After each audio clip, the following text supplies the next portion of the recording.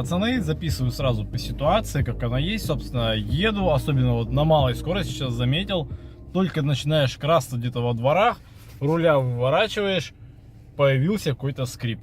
Вот реально, и так поскрипывает, серьезно, с одной стороны иногда кажется, как будто там реально что-то там шоркает, прям нереально. Так заглянул с машины, ничего не видно, дальше так еще проездил, круг по двору дал. Такое ощущение, походу, там где-то приехал сайлентблок. Во. Во. Прям четкий такой поскрипывающий звук. Я пока только к одному варианту склоняюсь. То есть сейчас освобожусь и уже надо будет по дню заскочить. Просто заскочить хотя бы, сделать диагностику ходовочки. Потому что ну реально просто ровно едешь, никаких нареканий, никаких призвуков. Вот только небольшое вот перекачивание, и особенно на выкрученный руль пошел какой-то скрип, не поймешь, спереди шкребет, как будто вообще с водительской стороны. Короче, надо смотреть. Тут уже еще и время подошло, то, что у меня масло менять, то есть сейчас, в принципе, и масло заехать сразу поменять в двигателе. Я его не меняю конкретно, типа, под сезон, то, что сейчас там летнее, зимнее. Вообще, меня вообще на самом деле очень беспокоит знание людей, когда они говорят там масло поменять на зиму. У нас нет летних, зимних масел, у нас все масла, все сезонные. И вот эта первая цифра, допустим, 5W, обозначает вязкость зимой. То есть на определенных температурах, как она себя ведет. А после штриха вот этого, это уже летняя вязкость. Просто люди начинают, вот, типа, на зиму масло да, меняешь. Ты какое? Оно всесезонное, какая разница? Я масло меняю вообще чисто, исключительно по пробегу. Масло меня сейчас заботит меньше всего. Вот этот скрип появился, вот сейчас проехался. Короче, надо ехать смотреть. И там дальше расскажу, что это так поскрипывает интересно.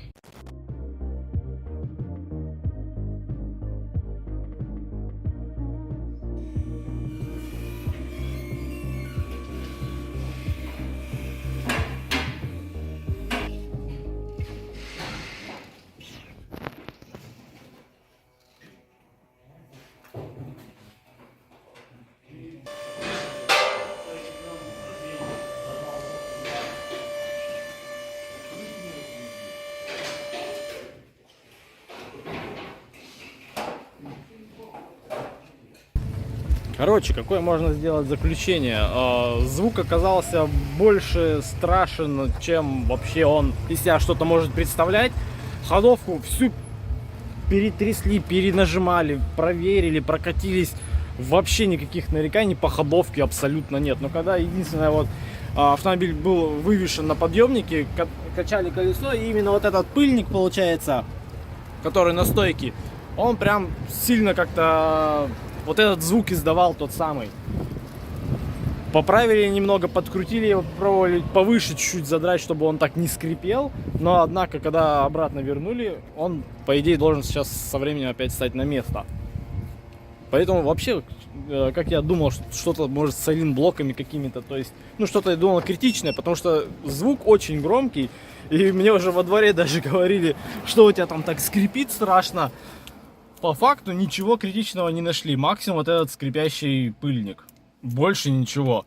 Сейчас его поправили, я прокатился, такого скрипа, ну, пока нету. То есть, в принципе, ничего такого страшного не обнаружили. И я, на самом деле, рад, что не надо будет куда-то лезть опять в ходовку, что-то делать. А мне все говорят, вот это, это ж Hyundai, типа... Это как раз таки Hyundai. Это автомобиль, в который ты просто сел и поехал, и делать... Толком в нем ничего и не надо. Это как раз таки наоборот. Вы можете не любить свежие автомобили, но свежие автомобили это ты просто сел и поехал.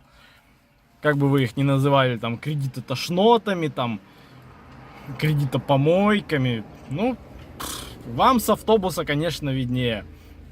А то, что я тут езжу просто, в принципе, меняя только масло, ну, у каждого свои интересы, наверное, поковыряться в автомобиле.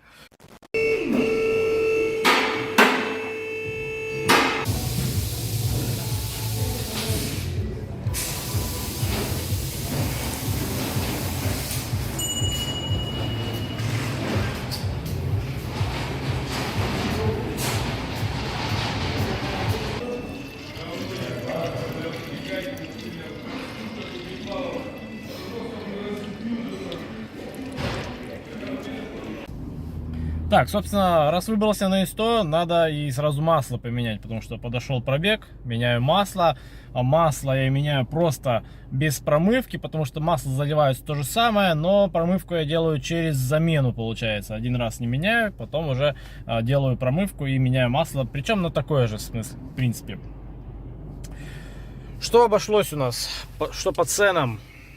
Взял сразу масло 3,5 литра на разлив, то же самое и Демицу 5,30, фильтр масляный МАН, одна штука, я вам сейчас покажу накладное, и фильтр салонный еще, кстати, взял, потому что у меня он попросту отсутствовал, но что-то я сейчас не уверен, что он подойдет, то есть сейчас еще открою, посмотрю. Он должен быть вроде в каком-то корпусе, здесь просто фильтр, без какого-то корпуса. То есть, если сейчас не подойдет, в принципе, фильтр верну. Всего у меня вышло на 21 325 тенге. Если делить на 6, это там в рублях 3,5, грубо говоря. Что-то такое. Сейчас цены вам покажу. Кому интересно, если надо в рублях, просто говорю, делите на 6. Тогда все поймете. В принципе, я масло, это все сам могу, конечно, поменять. Просто не вижу в этом смысл. Потому что, ну, во-первых, это не то, что время занимает, это все заложено в стоимость этого масла. То есть, какое бы я масло, где бы я его не купил, что на базаре, что здесь, там в ценник уже заложена стоимость замены масла. Ну и смысл мне просто так переплачивать. Возможно, я найду где-то это масло, которое будет дешевле, там, на 300, на 500 тенге. Но ради 300-500 тенге потом самому менять масло, загонять в гараж, там, на яму. Не вижу смысла, на самом деле, нет тут такой выгоды. Поэтому проще вот сейчас, пока двигался ходовку, это уже, кстати, сейчас записываю следующий день, потому что первый раз, когда я заехал сюда на замену масла, была какая-то нереальная просто очередь. Он насчитал что-то в районе 8 машин. То есть, ну, смысл тогда стоять, я просто поехал. Сегодня я приехал практически в то же самое время, просто другой день. Никого не было. Зашел, купил масло, заехал, сразу поменяли. Данная замена на 47,227, предыдущая была на 41,488, то есть 5,700, почти 40 километров. Ну, в принципе, ладно, терпимо. 5-6 тысяч катать на одном масле, в принципе, можно. Что касаемо салонного фильтра, он стоит здесь. Чтобы до него добраться, надо вот эти вещи отсюда убрать. Шлеп. Шлеп, и у нас багажник, бардачок открывается уже вот таким образом. Соответственно, вот тут стоит уже сам фильтр. Шлеп, вот эта вещь открывается. И у меня фильтр попросту отсутствует.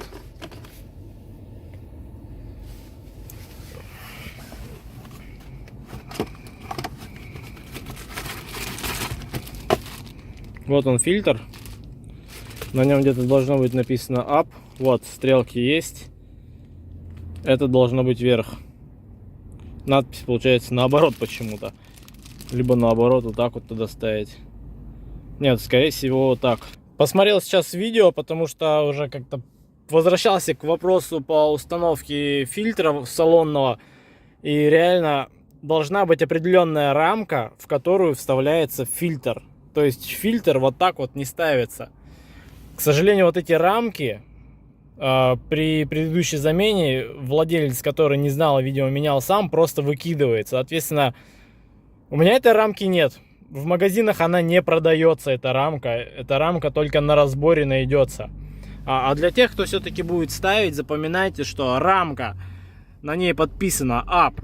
И это будет направление стрелки вверх. А сам фильтр, наоборот, будет показываться, получается, стрелки вот так вот, как читается, стрелками вниз. То есть воздух идет отсюда, вот сюда. То есть воздух сверху вниз идет. Соответственно, вот на такой текстуре должен задерживаться мусор. Не на вот такой вот шершавой, а как на тканевой основе. Вот тут вот должен мусор задерживаться. То есть фильтр ставится стрелкой вниз, а сама рамка пластиковая, наоборот, там будет написано up и стрелка вверх. К сожалению, у меня рамки нет. Блин, не знаю, есть ли смысл вообще вот так вот фильтр ставить или нет без рамки. Ну, потому что там рядом везде места есть, и все равно поток воздуха. Но основную пыль, да, он будет задерживать, я не спорю. Но часть все равно пыль может попадать. Но мне кажется, чем вообще вот так вот ездить, лучше все-таки хотя бы, ладно, фиг с ним, без рамки кину. Но рамку постараюсь, может, на каком-нибудь разборе найду. Вот так он будет, без рамки. И все это дело просто-напросто закрывается, защелкивается.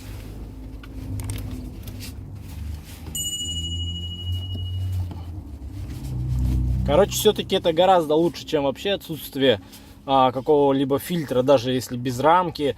Потому что пыль летит вся это в печку. А так хотя бы, пускай хоть какой-то фильтр, ладно, фиг с ним без рамки, но все равно он будет.